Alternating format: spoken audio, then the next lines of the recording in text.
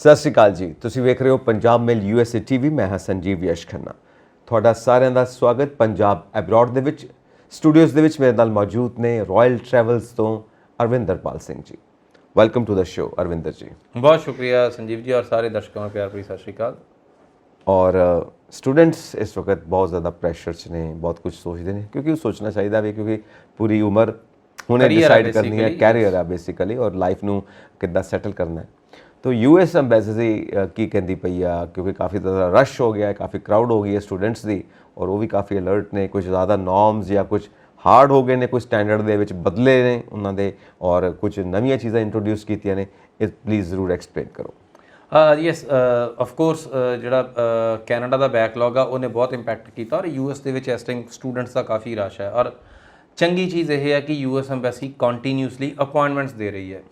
ਸੋ ਲਗਾਤਾਰ ਸਟੂਡੈਂਟਸ ਨੂੰ ਅਪਾਇੰਟਮੈਂਟਸ ਮਿਲ ਰਹੀਆਂ ਨੇ, ਇੱਥੋਂ ਤੱਕ ਕਿ ਪ੍ਰਾਇਓਰਟਾਈਜ਼ ਕੀਤਾ ਹੋਇਆ ਕਿ ਬਾਕੀ ਵੀਜ਼ਾਸ ਨੂੰ ਪ੍ਰੋਸੈਸ ਹੀ ਨਹੀਂ ਕਰ ਰਹੇ। ਤੁਸੀਂ ਵੇਖੋ ਇਮੀਗ੍ਰੈਂਟ ਕੇਸਿਸ ਆ, ਬਹੁਤ ਸਾਰੇ ਫਾਈਲ ਹੋਏ ਪਏ, ਕੋਈ ਸੁਣਵਾਈ ਨਹੀਂ ਹੋ ਰਹੀ, ਉੱਥੇ ਦੇ ਉੱਥੇ ਰੁਕੇ ਹੋਏ ਆ।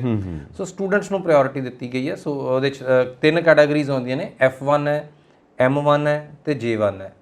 ਸੋ J1 ਬੇਸਿਕਲੀ ਹੁੰਦਾ ਜਿਹੜੇ ਇੰਟਰਨਸ਼ਿਪ ਵਾਲੇ ਸਟੂਡੈਂਟਸ ਨੇ, ਜਿਹੜੇ ਇੱਥੇ ਮਤਲਬ ਆਪਣੀ ਪੜ੍ਹਾਈ ਪੂਰੀ ਕਰ ਚੁੱਕੇ ਹੁੰਦੇ, ਔਰ ਜਿਹੜਾ ਉਹਨਾਂ ਦਾ ਲਾਸਟ ਸਮੈਸਟਰ ਹੁੰਦਾ ਇੰਟਰਨਸ਼ਿਪ ਵਾਲਾ, ਉਹ ਜਿਸ 'ਚ ਉਹਨਾਂ ਨੂੰ ਪ੍ਰੈਕਟੀਕਲ ਟ੍ਰੇਨਿੰਗ ਕਰਨੀ ਹੁੰਦੀ ਆ, ਉਹਦੇ ਲਈ ਵੀ ਇਕੱਲਾ US ਜਾ ਸਕਦੇ ਆ। ਸੋ ਬਾਹਰ ਦੀਆਂ ਯੂਨੀਵਰਸਿਟੀਜ਼, ਬਾਹਰ ਦੀਆਂ ਕਈ ਕੰਪਨੀਜ਼ ਜਿਹੜੀਆਂ ਸਟੂਡੈਂਟਸ ਨੂੰ ਪਲੇਸਮੈਂਟ ਦਿੰਦੀਆਂ ਨੇ।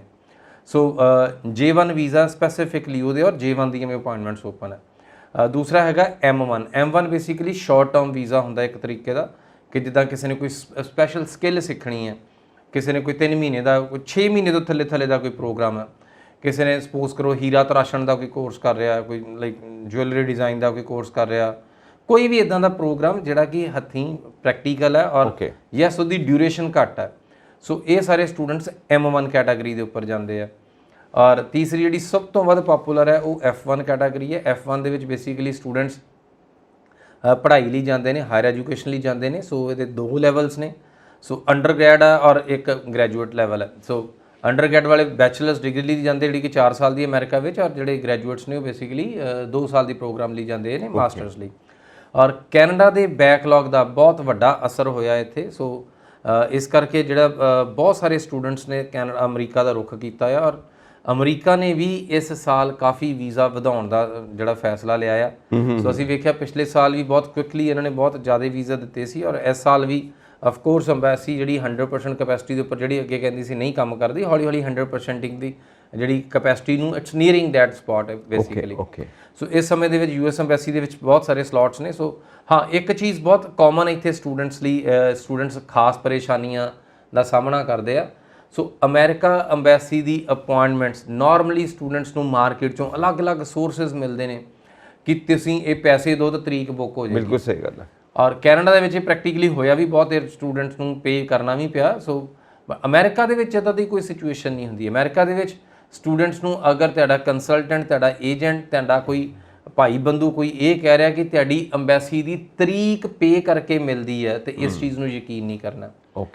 ਸੋ ਕੋਈ ਉਂਝ ਤੁਹਾਡੇ ਕੋਲ ਪ੍ਰੋਫੈਸ਼ਨਲ ਚਾਰजेस ਲੈ ਲੇ ਕਿ ਭਾਈ ਮੇਰੀ ਫੀਸ ਹੈ, ਬਟ ਕੋਈ ਐਮਬੈਸੀ ਦੇ ਨਾਂ 'ਤੇ ਪੈਸੇ ਲੈ ਰਿਹਾ ਕਿ ਐਮਬੈਸੀ ਦੀ ਤਰੀਕ ਅਸੀਂ ਦਵਾ ਦਿੰਦੇ ਜਾਂ ਇੱਦਾਂ ਦਾ ਕੁਝ ਕਰ ਲੈਂਦੇ, ਇਹ ਚੀਜ਼ ਐਗਜ਼ਿਸਟ ਨਹੀਂ ਕਰਦੀ।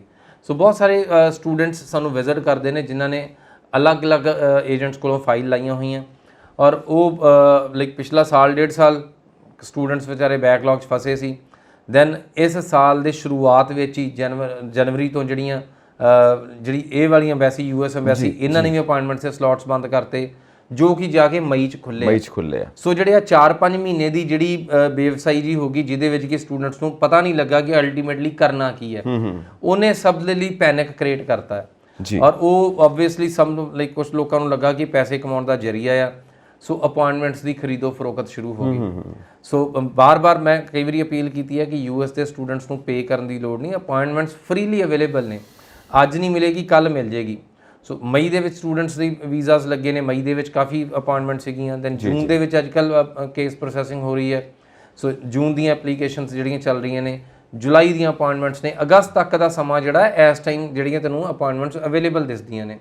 ਸੋ ਔਰ ਸਟੂਡੈਂਟਸ ਨੂੰ ਬਹੁਤ ਜ਼ਿਆਦਾ ਵਹਿਮ ਕਰਨ ਦੀ ਲੋੜ ਨਹੀਂ ਹੈ। ਚਾਹੇ ਤੁਹਾਨੂੰ ਤੁਹਾਡੀ ਐਪਲੀਕੇਸ਼ਨ ਦਿੱਲੀ ਦੀ ਅਪਾਇੰਟਮੈਂਟ ਮਿਲਦੀ ਦਿੱਲੀ ਚੱਲ ਜਾਓ, ਚਾਹੇ ਬੰਬੇ ਦੀ ਮਿਲਦੀ ਬੰਬੇ ਲੈ ਲਓ, ਚਾਹੇ ਉਹ ਕੈਲਕਟਾ ਦੀ ਮਿਲਦੀ ਕੈਲਕਟਾ ਲੈ ਲਓ, ਚੇਨਈ ਦੀ ਮਿਲਦੀ ਚੇਨਈ ਲੈ ਲਓ।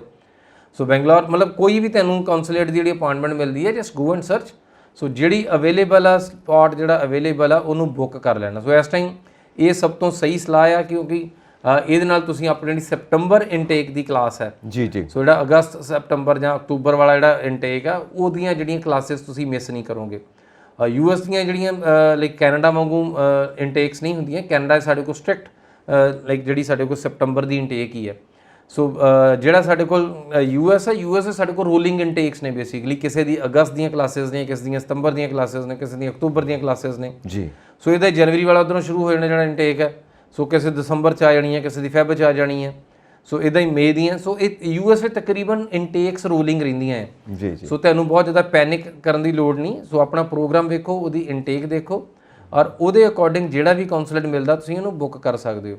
ਅਗਰ ਤੁਸੀਂ ਅਪਾਇੰਟਮੈਂਟ ਬੁੱਕ ਕਰ ਲਈ ਤੁਹਾਨੂੰ ਉਸ ਤੋਂ ਬਾਅਦ ਵੀ ਤੁਸੀਂ ਉਹਨੂੰ ਰੀਸ਼ੈਡਿਊਲ ਕਰ ਸਕਦੇ ਹੋ ਜੀ। ਸੋ ਰੀਸ਼ੈਡਿਊਲਿੰਗ ਦੇ ਵਿੱਚ ਇਹ ਹੁੰਦਾ ਕਿ ਚਾਹੇ ਤੁਹਾਨੂੰ ਹੁਣ ਭਾਵੇਂ 2023 ਦੀ ਦੇ ਰਿਹਾ ਤਰੀਕ ਸਿਸਟਮ ਲੈ ਲਓ, ਕੋਈ ਗੱਲ ਨਹੀਂ। ਸੋ ਦੈਨ ਤੁਸੀਂ ਆਪਣੀਆਂ ਅਪਾਇੰਟਮੈਂਟਸ ਨੂੰ ਰਿਕੁਐਸਟ ਕਰ ਸਕਦੇ ਹੋ, ਲਾਈਕ ਉਹਨਾਂ ਨੂੰ ਰੀਸ਼ੈਡਿਊਲ ਕਰ ਸਕਦੇ ਹੋ। ਸੋ ਬਹੁਤ ਸਾਰੀਆਂ ਆਪਸ਼ਨਸ ਨੇ। ਸੋ ਇਹਨਾਂ ਚੀਜ਼ਾਂ ਲਈ ਲਾਈਕ ਪੇ ਨਹੀਂ ਕਰਨਾ। ਜਿਹੜਾ ਆਬਵੀਅਸਲੀ ਵੀਜ਼ਾ ਇੱਕ ਮਸਲਾ ਰਹਿੰਦਾ ਹੈ ਜਦੋਂ ਤੱਕ ਇੰਡੀਆ ਦੇ ਵਿੱਚ ਸਟੂਡੈਂਟ ਆ, ਬਿਕੋਜ਼ ਇਹਨੂੰ ਕਿਤੇ ਨਾ ਕਿਤੇ ਉਹਦੇ ਕਰੀਅਰ ਦੇ ਨਾਲ ਪੈਸੇ ਕਮਾਉਣ ਦੀ ਐਬਿਲਿਟੀ ਦੇ ਨਾਲ ਜੋੜ ਕੇ ਵੇਖਿਆ ਜਾਂਦਾ। ਸੋ ਅਲਟੀਮੇਟਲੀ ਵੀਜ਼ਾ ਇੰਪੋਰਟੈਂਟ ਆ। ਸੋ ਤਰੀਕ ਲੈਣੀ ਇਸ ਟਾਈਮ ਕੋਈ ਬਹੁਤ ਜ਼ਿਆਦਾ ਰਾਕਟ ਸਾਇੰਸ ਨਹੀਂ ਹੈਗੀ, ਉਹ ਆਰਾਮ ਨਾਲ ਮਿਲ ਜਾਂਦੀ ਹੈ। ਓਕੇ, ਮਤਲਬ ਇਸ ਤਰ੍ਹਾਂ ਰਿਊਮਰਸ ਨੇ ਜਾਂ ਕੁਝ ਲੋਕ ਜੋ ਠੱਗਣਾ ਚਾਹੁੰਦੇ ਨੇ ਸਟੂਡੈਂਟਸ ਨੂੰ ਕਿ ਪੈਸਾ ਵਗੈਰਾ, ਔਰ ਉਸ ਹਿਸਾਬ ਨਾਲ ਉਹ ਇਸ ਗੇਮ ਨੂੰ ਖੇਡਦੇ ਨੇ ਔਰ ਇਸ ਚੀਜ਼ ਨੂੰ ਮਾਰਕੀਟ ਕਰਦੇ ਨੇ ਕਿ ਤੁਸੀਂ ਪੈਸੇ ਦਿਓਗੇ ਤਾਂ ਤੁਹਾਨੂੰ ਅਪਾਇੰਟਮੈਂਟਸ ਲੈ ਕੇ ਦੇਵਾਂਗੇ। ਆਬਵੀਅਸਲੀ ਬਿਕੋਜ਼ ਸੌਫਟ ਕਾਰਨਰ ਹੈ, ਤੈਨੂੰ 3-4 ਮਹੀਨੇ ਤਰੀਕ ਮਿਲੀ ਨਹੀਂ। ਸੋ ਤੁਸੀਂ ਜਦੋਂ ਡੈਸਪਰੇਟ ਹੋਣ ਲੱਗਦੇ ਹੋ ਤੈਨੂੰ ਐਂਡ ਸਮਬਡੀ ਸੇਜ਼ ਕਿ ਯਾਰ ਅੱਛਾ ਤੁਸੀਂ ਇੰਨੀ ਦੇਰ ਦੀ ਵੇਟ ਕਰ ਰਹੇ ਹੋ, ਇਹਦਾ ਹੱਲ ਤੇ ਮੇਰੇ ਕੋਲ ਹੈਗਾ। And student is ready to willing to pay ਕਿ ਓਕੇ ਕੋਈ ਗੱਲ ਨਹੀਂ ਯਾਰ, ਮਤਲਬ ਅਗਰ ਮੈਂ 4-5 ਮਹੀਨੇ ਸਹਿਆ ਹੈ ਸ਼ਾਇਦ ਮੇਰਾ ਉਹ ਜਿਹੜਾ ਦੁੱਖ ਕੱਟਿਆ ਜਾਊਗਾ ਤਾਂ ਮੈਨੂੰ ਇਮੀਡੀਏਟਲੀ ਕੋਈ ਨਾ ਕੋਈ ਮਿਲ ਜਾਏਗਾ। ਯਾ ਕਰੈਕਟ। ਸੋ ਤੁਸੀਂ ਗੱਲ ਕੀਤੀ ਸੀ ਕਿ ਕੈਨੇਡਾ ਦੇ ਵਿੱਚ ਵੀ ਰਸ਼ ਵਧ ਰਿਹਾ ਕਿਉਂਕਿ ਬੈਕਲੌਗ ਜਿਹੜੀਆਂ ਐਪਲੀਕੇਸ਼ਨਸ ਨੇ ਉਹ ਕਾਫੀ ਜ਼ਿਆਦਾ ਰਸ਼ ਹੋ ਗਿਆ ਉਹਨਾਂ ਦੇ ਕਰਕੇ। ਸੋ ਇਹ ਕੀ ਸਿਚੁਏਸ਼ਨ ਹੈ ਜ਼ਰਾ ਕਲੀਅਰ ਕਰੋ, ਔਰ ਕੰਪੈਰੀਟਿਵਲੀ USA ਦੇ। ਦੇਖੋ ਕੈਨੇਡਾ ਦੇ ਵਿੱਚ ਮੇਰੇ ਕੋਲ ਕੁਝ ਅੰਕੜੇ ਆ, ਮੈਂ ਤੁਹਾਡੇ ਨਾਲ ਉਹ ਸਾਂਝੇ ਵੀ ਕਰ ਦਿੰਦਾ। ਬੇਸਿਕਲੀ ਜਿਹੜੀ ਜਾਪਾਨ ਦੀ ਐਮਬੈਸੀ ਨੇ, ਜਿਹੜੀ ਕੈਨੇਡੀਅਨ ਐਮਬੈਸੀ, ਉਹਨਾਂ ਨੇ ਸ਼ੇਅਰ ਕੀਤਾ ਡਾਟਾ ਇੱਕ। ਸੋ ਕੈਨੇਡਾ ਦੇ ਵਿੱਚ ਜਿਸ ਤਰੀਕੇ ਨਾਲ ਸਾਡਾ ਕੋਟਾ ਵਧਿਆ ਆ ਉਹ ਵੀ ਬਹੁਤ ਕਲੈਰਿਟੀ ਨਾਲ 2017 ਦੇ ਵਿੱਚ 1,23,110 ਸਟੂਡੈਂਟ ਗਏ ਸੀ ਜੀ। 18 ਦੇ ਵਿੱਚ 1,71,000 ਸੀ, ਜਿਹੜੇ ਕਿ 19 ਦੇ ਵਿੱਚ 2,18,000 ਸਮਥਿੰਗ ਹੋ ਗਏ। ਸੋ ਜਿਹੜਾ ਕੋਟਾ ਆਲਮੋਸਟ ਡਬਲ ਦੇ ਆਸ-ਪਾਸ ਪਹੁੰਚ ਗਿਆ।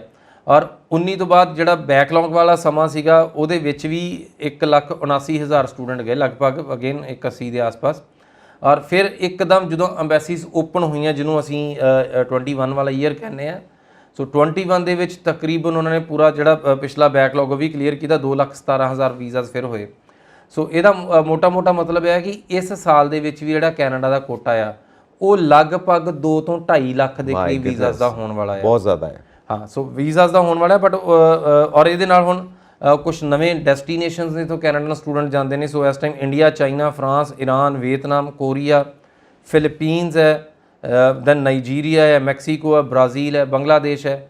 ਸੋ ਇਹਨਾਂ ਸਾਰੇ ਮੁਲਕਾਂ ਤੋਂ ਵੀ ਜਿਹੜੇ ਆ ਸਟੂਡੈਂਟਸ ਹੁਣ ਕੈਨੇਡਾ ਨੂੰ ਜਾਣ ਲੱਗੇ, ਬਿਕੋਜ਼ SDS ਦਾ ਦਾਇਰਾ ਥੋੜਾ ਹੋਰ ਵਧਾ ਦਿੱਤਾ ਸੀਗਾ ਕਿ ਜਿਹਦੇ ਕਰਕੇ ਸਟੂਡੈਂਟਸ ਨੂੰ ਘੱਟ ਕਾਗਜ਼ਾਂ ਨਾਲ ਕੈਨੇਡਾ ਅਪਲਾਈ ਕਰਨਾ ਪਵੇ। ਓਕੇ। ਸੋ ਕੈਨੇਡਾ ਵਿੱਚ ਸਭ ਤੋਂ ਵੱਡੀ ਦਿੱਕਤ ਇਸ ਟਾਈਮ ਕੀ ਹੈ ਕਿ ਕੈਨੇਡਾ ਦੇ ਵਿੱਚ ਜਿਹੜਾ ਬੈਕਲੌਗ ਹੈ ਉਹ ਅਸੀਂ 2000 ਜਦੋਂ ਲਾਕਡਾਊਨ ਲੱਗਾ ਅਰਲੀ, ਉਹਦੇ ਵਿੱਚ ਵੇਖਿਆ ਕਿ ਉਦੋਂ 14 ਲੱਖ ਫਾਈਲਸ ਪੈਂਡਿੰਗ ਪਈਆਂ ਸੀ। ਉਸ ਤੋਂ ਬਾਅਦ ਸਾਨੂੰ ਇਹ ਵੇਖਿਆ ਗਿਆ ਕਿ ਜਿਹੜੇ ਇਮੀਗ੍ਰੇਸ਼ਨ ਮਿਨਿਸਟਰ ਨੇ ਉਹਨਾਂ ਦਾ ਵੀ ਲਾਈਕ ਉਹਨਾਂ ਨੂੰ ਕੁਰਬਾਨੀ ਦੇਣੀ ਪਈ, ਨਵਾਂ ਇਮੀਗ੍ਰੇਸ਼ਨ ਮਿਨਿਸਟਰ ਉੱਥੇ ਲਿਆਂਦਾ ਗਿਆ। ਬੈਕਲੌਗ ਬਹੁਤ ਵੱਧ ਗਿਆ ਸੀ ਬਿਕੋਜ਼ ਹੱਲ ਨਹੀਂ ਹੋ ਰਿਹਾ ਸੀ, 1.8 ਮਿਲੀਅਨ ਹੋਇਆ। ਸੋ ਫਾਈਨਲੀ ਜਦੋਂ ਨਵੇਂ ਮਿਨਿਸਟਰ ਆਏ ਉਹਨਾਂ ਨੇ ਕਿਹਾ ਜੀ ਅਗਰ ਇਹਦਾ ਹੱਲ ਚਾਹੁੰਦੇ ਹੋ ਤੇ ਤੁਹਾਨੂੰ ਮੈਨ ਪਾਵਰ ਵਧਾਉਣੀ ਪਏਗੀ, ਬਿਕੋਜ਼ ਕੈਨੇਡਾ ਦੇ ਸਭ ਤੋਂ ਕਮਾਈ ਵਾਲਾ ਵੀ ਏਰੀਆ ਆ ਇਮੀਗ੍ਰੇਸ਼ਨ ਪ੍ਰੋਗਰਾਮ। ਕੈਨੇਡਾ ਦਾ ਸਭ ਤੋਂ ਵੱਧ ਕਮਾਈ ਵਾਲਾ ਜ਼ਰੀਆ ਵੀ, ਇਕਨੋਮੀ ਦੇ ਵਿੱਚ ਡਾਇਰੈਕਟ ਕੰਟਰੀਬਿਊਸ਼ਨ ਇਹਨਾਂ ਦੀ ਜਿਹੜੇ ਇਕਨੋਮਿਕ ਪ੍ਰੋਗਰਾਮਸ ਨੇ। ਸੋ ਇਸ ਕਰਕੇ ਫਾਈਨਲੀ ਇਹ ਡਿਸਾਈਡ ਕੀਤਾ ਗਿਆ ਕਿ 500 ਬੰਦੇ ਦੀ ਭਰਤੀ ਚਾਹੀਦੀ ਹੈ, $85 ਮਿਲੀਅਨ ਚਾਹੀਦਾ ਮਿਨਿਸਟਰੀ ਨੂੰ, IRCC ਨੂੰ, ਜੇਕਰ ਤੁਸੀਂ ਸਮੂਥਲੀ ਕੰਮ ਕਰਨਾ ਆ। ਆਰਟੀਫਿਸ਼ੀਅਲ ਇੰਟੈਲੀਜੈਂਸ ਇੰਟਰੋਡਿਊਸ ਕੀਤੀ ਗਈ ਜਿਹਦੇ ਨਾਲ ਕਿ ਕੰਪਿਊਟਰ ਸੌਫਟਵੇਅਰਸ ਦੇ ਕੁਝ ਐਸੇ ਐਲਗੋਰਿਦਮ ਡਿਜ਼ਾਈਨ ਹੋਏ ਜਿਹਦੇ ਨਾਲ ਕਿ ਤੁਹਾਡੀ ਪ੍ਰੋਸੈਸਿੰਗ ਕਾਫੀ ਕੁਇਕ ਫਾਸਟ ਹੋ ਸਕੇ। ਬਹੁਤ ਇਨਵੈਸਟਮੈਂਟ ਕੀਤੀ ਹੈ ਪਿਛਲੀ ਵਾਰ ਕੈਨੇਡਾ ਨੇ। ਯੈਸ, ਬਿਕੋਜ਼ ਇਮੀਗ੍ਰੇਸ਼ਨ ਵੱਡਾ ਮੰਤਰਾਲਾ ਹੈ, ਜਿੱਦਾਂ ਇੰਡੀਆ ਦਾ ਰੇਲਵੇਜ਼ ਹੈ ਇਸ ਤਰੀਕੇ ਨਾਲ ਕੈਨੇਡਾ ਦਾ ਇਮੀਗ੍ਰੇਸ਼ਨ ਡਿਪਾਰਟਮੈਂਟ ਹੈ। ਸੋ ਫਾਈਨਲੀ ਚੀਜ਼ਾਂ ਸਮੂਥ ਹੁੰਦੇ ਵੀ ਇਹਨਾਂ ਨੂੰ ਸਾਲ ਲੱਗੇਗਾ ਹਾਲੇ। ਸੋ ਇਸ ਸਾਲ ਦੇ ਅਖੀਰ ਤੱਕ ਦਸੰਬਰ 22 ਤੱਕ ਲਾਈਕ IRCC ਨੇ ਕਿਹਾ ਕਿ ਅਸੀਂ ਨਾਰਮਲ ਹੋਣ ਦੀ ਟਰਾਈ ਕਰ ਰਹੇ ਹਾਂ। ਸੋ ਇਸ ਸਾਲ ਹੁਣ ਸਭ ਤੋਂ ਵੱਡੀ ਪ੍ਰੋਬਲਮ ਕੀ ਹੋ ਗਈ, ਇਸ ਸਮੇਂ ਦੇ ਵਿੱਚ ਵੀ ਤੁਹਾਡੇ ਕੋਲ ਲਗਭਗ 25 ਲੱਖ ਦੇ ਕਰੀਬ ਫਾਈਲਾਂ ਪਈਆਂ ਨੇ। ਸੋ ਉਹਦੇ ਵਿੱਚੋਂ ਸਟੂਡੈਂਟਸ ਦੀ ਤਾਦਾਦ ਲਗਭਗ ਜਿਹੜੀ ਆ ਉਹ 10 ਲੱਖ ਦੇ ਕਰੀਬ ਹੈ। ਸੋ ਹੁਣ ਦੇਖੋ ਕੋਟੇ ਦੇ ਅਕੋਰਡਿੰਗਲੀ ਅਗਰ ਤੁਸੀਂ ਵੇਖੋਗੇ ਕਿ ਹਰ ਸਟੂਡੈਂਟ ਨੂੰ ਵੀਜ਼ਾ ਨਹੀਂ ਮਿਲਣਾ। ਸਟੂਡੈਂਟ ਨੇ ਸਾਲ ਮਹੀਨਾ 6 ਮਹੀਨੇ ਵੇਟ ਵੀ ਕੀਤੀ ਹੈ, ਉਸ ਤੋਂ ਬਾਅਦ ਬਹੁਤ ਸਾਰੇ ਬੱਚਿਆਂ ਦੇ ਕੇਸਿਸ ਰਿਫਿਊਜ਼ ਹੋ ਰਹੇ ਆ। ਸੋ ਕੈਨੇਡਾ ਦੇ ਵਿੱਚ ਇੱਕ ਜਨੂਨ ਆ ਬੱਚਿਆਂ ਦੇ ਵਿੱਚ ਕਿ ਸਟੂਡੈਂਟ ਰਿਫਿਊਜ਼ ਹੁੰਦਾ ਆ, ਦੁਬਾਰਾ ਅਪਲਾਈ ਕਰੇਗਾ, ਫਿਰ ਰਿਫਿਊਜ਼ ਹੋਏਗਾ, ਫਿਰ ਅਪਲਾਈ ਕਰੇਗਾ, ਫਿਰ ਰਿਫਿਊਜ਼ ਹੋਏਗਾ, ਫਿਰ ਅਪਲਾਈ ਕਰੇਗਾ। ਬਿਕਾਜ਼ ਤੁਸੀਂ ਟੀਵੀ ਤੇ ਕਮਰਸ਼ੀਅਲਸ ਦੇਖਦੇ ਹੋ ਜੀ, ਮੇਰਾ 4 ਰਿਫਿਊਜ਼ਲ ਤੋਂ ਬਾਅਦ ਵੀਜ਼ਾ ਆਇਆ, ਮੇਰਾ 6 ਰਿਫਿਊਜ਼ਲ ਤੋਂ ਬਾਅਦ ਵੀਜ਼ਾ ਆਇਆ, ਮੇਰਾ 2 ਰਿਫਿਊਜ਼ਲ ਤੋਂ ਬਾਅਦ ਵੀਜ਼ਾ ਆਇਆ। ਸੋ ਜਦੋਂ ਸਟੂਡੈਂਟ ਇਹ ਵੇਖਦੇ ਹੋ ਰੇ ਆਫ ਹੋਪ ਕੰਟੀਨਿਊਸਲੀ ਲਾਈਕ ਉਹਨਾਂ ਨੂੰ ਬਾਦਰ ਕਰਦੀ ਹੈ। ਸੋ ਸਟੂਡੈਂਟਸ ਬਾਰ-ਬਾਰ ਅਪਲਾਈ ਕਰਦੇ ਆ। ਸੋ ਕੈਨੇਡਾ ਦੇ ਹੁਣ ਜਿਹੜੇ ਕੰਪਿਊਟਰਾਈਜ਼ ਜਿਹੜੇ ਐਲਗੋਰਿਦਮਸ ਨੇ, ਜਿਹੜੇ ਆਰਟੀਫੀਸ਼ੀਅਲ ਇੰਟੈਲੀਜੈਂਸ ਉਹਨਾਂ ਨੇ ਯੂਜ਼ ਕੀਤੀ ਹੈ, ਜਿਹੜੇ ਪ੍ਰੋਗਰਾਮਿੰਗ ਸੌਫਟਵੇਅਰ ਯੂਜ਼ ਕੀਤੇ ਪਏ ਨੇ, ਉਹ ਮਾੜੀਆਂ ਐਪਲੀਕੇਸ਼ਨ ਨੂੰ ਲਾਂਭੇ ਹੀ ਕਰ ਦਿੰਦੇ ਆ। ਸੋ ਅਗਰ ਬੱਚੇ ਦੇ ਓਵਰਆਲ 6 ਆ, ਇੱਕ ਚੋਂ 5.5 ਆ ਗਏ, ਪਿਛਲੇ 1.5-2 ਸਾਲ ਦੇ ਵਿੱਚ ਕਿਸੇ ਇੱਕ ਬੱਚੇ ਦਾ ਵੀਜ਼ਾ ਨਹੀਂ ਆਇਆ ਅਗਰ ਤੁਹਾਡੇ ਇੱਕ ਮੋਡਿਊਲ ਦੇ ਵਿੱਚ ਘੱਟ ਨੰਬਰ ਨੇ। ਸੇਮ ਇਸੇ ਤਰੀਕੇ ਨਾਲ ਅਗਰ ਤੁਹਾਡੀ ਜਿਹੜੀ ਪੂਰੀ ਅਕੈਡਮਿਕਸ ਦੇ ਵਿੱਚ ਅਗਰ ਤੁਹਾਡੇ ਕੋਲ ਟੋਟਲ ਜਿੰਨੇ ਮਾਰਕਸ ਸੀਗੇ ਉਹਦੇ ਹਿਸਾਬ ਨਾਲ ਵੀ ਰੈਂਕਿੰਗ ਕਰਕੇ ਬੱਚਿਆਂ ਦੇ ਵੀਜ਼ੇ ਰਿਜੈਕਟ ਕੀਤੇ ਗਏ। ਸੋ ਉਹ ਵਾਲੇ ਸਟੂਡੈਂਟ ਜਿਹੜੇ ਰਿਜੈਕਟ ਹੋ ਰਹੇ ਨੇ ਬਾਰ-ਬਾਰ, ਉਹ ਫਿਰ ਕੈਨੇਡਾ ਦੀ ਜਗ੍ਹਾ ਤੇ ਅਮਰੀਕਾ 'ਚ ਰਾਹ ਲੱਭਦੇ ਨੇ। ਔਰ ਇਹ ਲਾਈਕ ਕੋਈ ਬੁਰਾ ਵੀ ਹੈ ਨਹੀਂ ਹੈ, ਬਿਕੋਜ਼ ਅਮਰੀਕਾ ਦਾ ਕੋਟਾ ਇਨਕਰੀਜ਼ ਹੋਇਆ, ਕੈਨੇਡਾ ਇੰਨੇ ਨੰਬਰ ਲੈ ਨਹੀਂ ਰਿਹਾ। ਸੋ ਸਟੂਡੈਂਟਸ ਡੈਸਪਰੇਟ ਨਾ ਹੋਣ। ਸੋ ਸਟੂਡੈਂਟਸ ਲਈ ਹੋਰ ਰਸਤੇ ਬਥੇਰੇ ਨੇ। ਸੋ ਅਮਰੀਕਾ ਦਾ ਰੁੱਖ ਕਰ ਸਕਦੇ ਨੇ। ਸੋ ਅਮਰੀਕਾ ਦੇ ਵਿੱਚ ਆਬਵੀਅਸਲੀ ਅਗਰ ਤੁਹਾਡੇ 49-51 ਨੰਬਰ ਨੇ, ਜਦੋਂ ਵੀਜ਼ਾ ਆਫਿਸਰ ਤੁਹਾਡੇ ਨਾਲ ਗੱਲਬਾਤ ਕਰ ਰਿਹਾ, ਉਹਦੇ ਹੱਥ 'ਚ ਤੁਹਾਡੀਆਂ ਮਾਰਕ ਸ਼ੀਟਸ ਨਹੀਂ ਹੈਗੀਆਂ। ਸੋ ਵੀਜ਼ਾ ਆਫਿਸਰ ਨੇ ਜਦੋਂ ਫੈਸਲਾ ਲੈਣਾ, ਉਹਨੂੰ ਤੁਹਾਡੇ ਆਈਲੈਟਸ ਵਿੱਚ 5.5 ਨੰਬਰ ਨਹੀਂ ਦਿਸ ਰਹੇ। ਬਿਕੋਜ਼ ਤੁਹਾਡੀ I-20 ਦੇ ਵਿੱਚ ਲਿਖਿਆ ਹੁੰਦਾ ਕਿ ਸਟੂਡੈਂਟ ਇੰਗਲਿਸ਼ ਦਾ ਪ੍ਰੋਫੀਸ਼ੀਐਂਸ ਹੈਗੀ ਆ, ਓਕੇ ਪ੍ਰੋਫੀਸ਼ੀਐਂਸੀ ਓਕੇ ਆ, ਰਾਈਟ। ਸੋ ਅਗਰ ਉਹਨੂੰ ਤੁਸੀਂ ਅਨਕੰਡੀਸ਼ਨਲੀ ਯੂਨੀਵਰਸਿਟੀ ਨੇ ਅਸੈਪਟ ਕਰ ਲਿਆ, ਇਹਦਾ ਮਤਲਬ ਉਹਦੇ ਨੰਬਰ ਵੀ ਪੂਰੇ ਨੇ। ਰਾਈਟ। ਸੋ ਜਿਹੜੇ ਵੀਕਰ ਪ੍ਰੋਫਾਈਲਸ ਨੇ ਉਹ ਤਾਂ US ਦਾ ਰੁੱਖ ਕਰ ਹੀ ਸਕਦੇ ਆ। ਸੋ ਜਿਹੜੇ ਕੁਝ ਪ੍ਰੋਫਾਈਲਸ ਨੇ ਜਿਨ੍ਹਾਂ ਨੂੰ ਲੱਗਦਾ ਕਿ ਬਹੁਤ ਜ਼ਿਆਦਾ ਮੈਚਿਓਰ ਸਟੂਡੈਂਟਸ ਨੇ, ਜਿਨ੍ਹਾਂ ਨੂੰ ਕੈਨੇਡਾ ਬਿਲਕੁਲ ਹੀ ਨਹੀਂ ਲੈਂਦਾ, ਮੈਚਿਓਰ ਸਟੂਡੈਂਟਸ ਮਤਲਬ ਤੁਹਾਡੇ ਕੋਲ 5-7 ਸਾਲ ਦਾ ਗੈਪ ਹੈ, ਸੋ ਤੁਹਾਨੂੰ ਹੋਰ ਕੋਈ ਕੰਟਰੀ ਨਹੀਂ ਲੈ ਰਿਹਾ। ਸੋ ਯੈਸ, ਉਹ ਸਾਰੇ US ਦਾ ਰੁੱਖ ਕਰ ਸਕਦੇ ਨੇ। ਔਰ US ਇਸ ਟਾਈਮ ਦੇ ਵਿੱਚ ਕਾਫੀ ਸਟੂਡੈਂਟਸ ਨੂੰ ਅਡੈਪਟ ਕਰ ਰਿਹਾ ਔਰ ਇਸੇ ਤਰੀਕੇ ਨਾਲ ਚੱਲਦਾ ਰਹੇਗਾ ਸਾਲ। ਸੋ ਜਿਨ੍ਹਾਂ ਨੂੰ ਰਿਫਿਊਜ਼ ਹੋ ਗਏ, ਮੰਨ ਲਓ ਰਿਫਿਊਜ਼ਲ ਕਈ ਵਾਰ ਬੰਦਾ ਡਿਪਰੈਸ ਹੋ ਜਾਂਦਾ ਕਿ ਯਾਰ ਹੁਣ ਛੱਡ ਪਰਾਂ ਕੀ ਲੱਗਾ ਹੋਇਆ। ਸੋ ਰਿਫਿਊਜ਼ਲ ਤੋਂ ਬਾਅਦ ਸਟੂਡੈਂਟਸ ਵਾਸਤੇ ਕੀ ਓਪਰਚੁਨਿਟੀ ਬਚਦੀ ਹੈ, ਕੀ ਰਸਤਾ ਬਚਦਾ, ਕੀ ਕਰਨ, ਕਿਉਂਕਿ ਸਾਰੀ ਜ਼ਿੰਦਗੀ ਸਾਹਮਣੇ ਹੈ ਉਹਨਾਂ ਦੇ। ਦੇਖੋ ਸੰਜੀਵ ਜੀ, ਆਪਾਂ ਸਮਾਜ ਦੇ ਲਾਈਕ ਦੁਨੀਆ ਦੇ ਉਸ ਸਮਾਜ ਵਿੱਚ ਰਹਿੰਦੇ ਹਾਂ ਔਰ ਉਸ ਇਲਾਕੇ 'ਚ ਰਹਿੰਦੇ ਹਾਂ ਜਿੱਥੇ ਸਟੂਡੈਂਟਸ ਲਈ ਵੀਜ਼ਾ ਇਕਨੋਮਿਕ ਸਟਰੈਂਥ ਦਾ ਕੰਮ ਕਰਦਾ ਹੈ। ਜਿਹਦੇ ਵਿੱਚ ਵੀਜ਼ਾ ਉਹਨਾਂ ਦਾ ਫਾਈਨੈਂਸ਼ੀਅਲ ਇੰਡੀਪੈਂਡੈਂਸ ਤੈਅ ਕਰਦਾ ਹੈ। ਸੋ ਮਾਨ ਸਨਮਾਨ ਦੇ ਨਾਲ ਪੈਸਾ ਕਮਾਉਣਾ, ਇਹ ਤਕਰੀਬਨ ਸਾਡੇ ਸਟੂਡੈਂਟਸ ਨੂੰ ਇਹਨਾਂ ਮੁਲਕਾਂ ਦੇ ਵਿੱਚ ਜਾ ਕੇ ਹੀ ਕਿਤੇ ਹਾਸਲ ਹੋਇਆ, ਚਾਂਸ ਮਿਲਦਾ ਹੈ। ਸੋ ਯੈਸ, ਸਾਡੇ ਲਈ ਇਹ ਲਾਈਕ ਅਸੀਂ ਇਹਨਾਂ ਮੁਲਕਾਂ ਦੇ, ਇਹਨਾਂ ਦੀਆਂ ਮਿਨਿਸਟਰੀਜ਼ ਦੇ, ਇਹਨਾਂ ਦੇ ਵਰਕਿੰਗ ਦੇ, ਇਮੀਗ੍ਰੇਸ਼ਨ ਡਿਪਾਰਟਮੈਂਟਸ ਦੇ ਅਸੀਂ ਕਾਫੀ ਸ਼ੁਕਰਗੁਜ਼ਾਰ ਹਾਂ ਕਿ ਇਹਨਾਂ ਨੇ ਸਾਡੇ ਬੱਚਿਆਂ ਨੂੰ ਸੰਭਾਲਿਆ, ਸਾਡੇ ਬੱਚਿਆਂ ਨੂੰ ਪਾਲਿਆ, ਸਾਡੇ ਬੱਚਿਆਂ ਨੂੰ ਰੁਜ਼ਗਾਰ ਦਿੱਤਾ, ਸਾਡੇ ਬੱਚਿਆਂ ਨੂੰ ਅਡੈਪਟ ਕੀਤਾ। ਹਾਂ, ਇਹਦੇ 'ਚ ਉਹਨਾਂ ਦਾ ਸਵਾਰਥ ਹੋ ਸਕਦਾ, ਬਟ ਸਟਿਲ ਸਾਡੇ ਲਈ ਉਹ ਬਹੁਤ ਹੈ ਕਿ it's win win situation for both of us. Mutual understanding ਆ। ਹਾਂ, ਸੋ ਸਾਡਾ ਵੀ ਭਲਾ ਆ, ਉਹਨਾਂ ਦਾ ਵੀ ਭਲਾ ਆ। ਸੋ ਇਹਦੇ 'ਚ ਕੋਈ ਵੀ ਪ੍ਰੋਬਲਮ ਨਹੀਂ ਹੈਗੀ। ਸੋ ਸਟੂਡੈਂਟ ਲਈ ਜਿਹੜੀ ਮਾਰਕੀਟਿੰਗ ਆ, ਬਿਕੋਜ਼ ਕੈਨੇਡਾ ਦਾ ਇਮੀਗ੍ਰੇਸ਼ਨ ਪ੍ਰੋਗਰਾਮ ਬਹੁਤ ਕੁਇੱਕ ਆ। ਕੈਨੇਡਾ ਦੇ ਵਿੱਚ ਕੀ ਆ ਕਿ ਸਟੂਡੈਂਟ 2 ਸਾਲ ਦੀ ਪੜ੍ਹਾਈ ਕਰੇ, 3 ਸਾਲ ਦਾ ਪਰਮਿਟ ਆ ਔਰ ਇੰਨੇ ਸਮੇਂ ਦੇ ਵਿੱਚ ਉਹਦੀ PR ਹੋ ਜਾਂਦੀ ਹੈ। ਬਾਕੀ ਕਿਸੇ ਵੀ ਕੰਟਰੀ 'ਚ ਇੰਨਾ ਆਟੋਮੈਟਿਕ ਹੈ ਨਹੀਂ ਆ। ਹਾਂ, ਇੰਗਲੈਂਡ ਦੇ ਵਿੱਚ, ਵਲੈਤ ਵਿੱਚ ਜ਼ਰੂਰ ਇਹ ਚੀਜ਼ ਹੁਣ ਓਪਨ ਹੋਈ ਆ। ਸੋ ਵਲੈਤ ਤੁਹਾਡੀ ਪੱਗ ਨੂੰ ਵੇਖ ਕੇ ਚੇਤਾ ਆ ਗਿਆ ਜੀ ਮੈਨੂੰ, ਵਲੈਤੀ ਪੱਗ ਬੰਨੀ ਤੁਸੀਂ। ਸੋ ਵਲੈਤ ਵਿੱਚ ਓਪਨ ਹੋਈ ਹੈ ਚੀਜ਼ ਹੁਣ। ਜੀ। ਸੋ UK ਦੇ ਵਿੱਚ ਇਮੀਗ੍ਰੇਸ਼ਨ ਪ੍ਰੋਗਰਾਮ ਸ਼ੁਰੂ ਹੋਏ ਨੇ। ਸੋ ਬਾਕੀ ਕੰਟਰੀਜ਼ ਵਿੱਚ yes it leads to PR, but ਉਹ ਜਿੱਦਾਂ ਆਟੋਮੈਟਿਕ ਹੈ ਉਹਨਾਂ ਆਟੋਮੈਟਿਕ ਨਹੀਂ ਹੈਗਾ। ਸੋ ਇਸ ਕਰਕੇ ਸਟੂਡੈਂਟਸ ਦੀ ਪਹਿਲੀ ਪਸੰਦ ਤਾਂ ਇਹ ਹੁੰਦੀ ਕਿ ਹੈਸਲ ਫਰੀ, ਬਿਨਾਂ ਟੈਨਸ਼ਨ ਤੋਂ। ਔਰ ਸਟੂਡੈਂਟਸ ਰਿਸਰਚ ਸਾਡੇ ਬਹੁਤ ਘੱਟ ਕਰਦੇ ਨੇ। ਸਾਡੇ ਸਟੂਡੈਂਟਸ ਦੀ ਜਿਹੜੀ ਖੁਦ ਆਪਾਂ ਕਹੀਏ ਕਿ ਕੋਈ ਨਾ ਕੋਈ ਚੀਜ਼ ਲੱਭਣ ਦੀ ਜਿਹੜੀ ਕੈਪੈਸਿਟੀ ਆ ਜਾਂ ਜਿਹੜੀ ਕਿਊਰੀਓਸਿਟੀ ਆ, ਉਹ ਹੈ ਨਹੀਂ ਆ। ਸੋ ਸਾਡੇ ਸਟੂਡੈਂਟ ਰਿਸਰਚ ਬਹੁਤ ਘੱਟ ਕਰਦੇ ਨੇ। ਕਿਸੇ ਦੇ ਕੋਲ ਇੰਨਾ ਟਾਈਮ ਨਹੀਂ ਹੁੰਦਾ ਕਿ ਮੈਂ ਇੱਕ ਚੀਜ਼ ਨੂੰ ਡਿਗ ਆਊਟ ਕਰਾਂ, ਫਾਈਨਲੀ ਪਤਾ ਕਰਾਂ ਕਿ ਇਹਦੇ 'ਚ ਕੀ ਰਿਕੁਆਇਰਮੈਂਟ ਨੇ, ਕਿੱਥੇ ਕੀ। ਔਰ ਅਸੀਂ ਸੁਣਨਾ ਹੀ ਪਸੰਦ ਕਰਦੇ ਹਾਂ, ਯਾਰ ਸਾਨੂੰ ਇਹਦਾ ਕੋਈ ਕਰਕੇ ਦੇ ਦਿਓ। ਹਾਂ, ਕੋਈ ਲੱਥਾ ਜਿਹਾ ਕਰਕੇ ਦੇ ਦਿਓ ਜਿਹਦੇ ਨਾਲ ਸਾਨੂੰ ਪਤਾ ਲੱਗ ਜਾਵੇ। ਐਂਡ ਕੱਲ ਨੂੰ ਅਸੀਂ ਕਿਸੇ ਦੇ ਮੋਢੇ ਤੇ ਧਰ ਸਕੀਏ ਭਾਈ ਇਹਨੇ ਕਿਹਾ ਸੀ। ਠੀਕ ਠੀਕ ਹੈ, ਸੋ ਸਾਡੀ ਰਿਸਰਚ ਬਹੁਤ ਘੱਟ ਹੈ। ਕੈਨੇਡਾ ਦੇ ਸਟੂਡੈਂਟਸ US ਨੂੰ ਰੁੱਖ ਕਰ ਸਕਦੇ ਨੇ, ਬਿਕੋਜ਼ US ਤੋਂ ਕੈਨੇਡਾ ਜਾਣਾ ਜਾਂ ਕੈਨੇਡਾ ਤੋਂ US ਆਉਣਾ ਇਹ ਜਦ ਤੱਕ ਤੁਸੀਂ ਇੰਡੀਆ ਦੇ ਵਿੱਚੋਂ ਤਦ ਤੱਕ ਹੀ ਭਾਰਾ ਆ।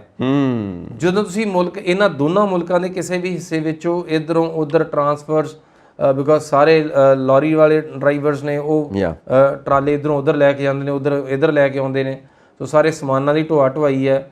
ਸੋ ਵਿੰਡਸਰ ਦੇ ਵਿੱਚ ਸਾਡੇ ਬੱਚੇ ਲਾਈਕ ਕਾਲਜ ਵਿੱਚ ਪੜ੍ਹਦੇ ਹੁੰਦੇ ਆ ਉੱਥੇ ਕੈਨੇਡਾ ਦੇ ਵਿੱਚ, ਸੋ ਉਹ ਆਪਣੀ ਗਰੋਸਰੀ ਲਈ ਹਮੇਸ਼ਾ ਉਹਨੂੰ US ਦਾ ਬਾਰਡਰ ਕ੍ਰਾਸ ਕਰਨਾ ਪੈਂਦਾ ਆ। So it's very normal for everyone. So like ਇੱਕ ਚੀਜ਼ ਉੱਪਰ ਬਾਰ-ਬਾਰ ਰਿਫਿਊਜ਼ ਹੋ ਕੇ ਡੈਸਪਰੇਟ ਹੋਣ ਤੋਂ ਚੰਗਾ ਹੈ ਕਿ ਆਪਣੇ ਆਪ ਤੇ ਯਕੀਨ ਰੱਖੋ। ਅਗਰ ਤੁਸੀਂ ਗੱਲਬਾਤ ਕਰ ਸਕਦੇ ਹੋ, ਯੈਸ ਇਹ ਵੀਜ਼ਾ ਗੱਲੀ ਬਾਤੀ ਲੈ ਸਕਦੇ ਹੋ।